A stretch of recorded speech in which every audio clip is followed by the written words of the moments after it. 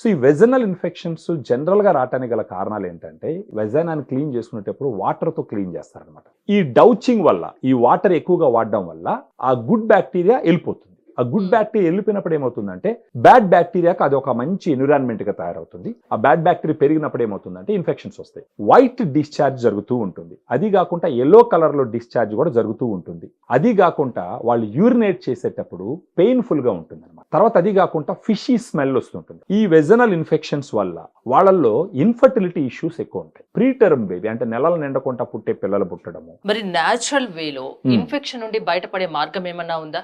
మనకి తెలిసేది వచ్చేసి ఫెమిడిలైట్. అసలు ఏముంది దీంట్లో? దీంట్లో 2 రకాల గుడ్ బ్యాక్టీరియా ఉంది మేడం. లాక్టోబాసిల్లస్ LA14, తర్వాత లాక్టోబాసిల్లస్ రామినోసిస్ HN001. దీంట్లో 30 క్యాప్సిల్స్ ఉంటాయి. ఈ క్యాప్సుల్లో ఉండే ఈ 2 గుడ్ బ్యాక్టీరియాస్ యుఎస్ నుంచి ఇంపోర్ట్ చేసినాము. యుఎస్ లో కూడా 100 సంవత్సరాల హిస్టరీ ఉన్నటువంటి కంపెనీ నుంచి ఇంపోర్ట్ చేపించి ఇండియాలో క్యాప్సుల్ లాగా తయారు చేయించినాం. దీని వల్ల ఏం సైడ్ ఎఫెక్ట్స్ ఉండవా? ఇది యాక్చువల్ గా FSSA ప్రొడక్ట్.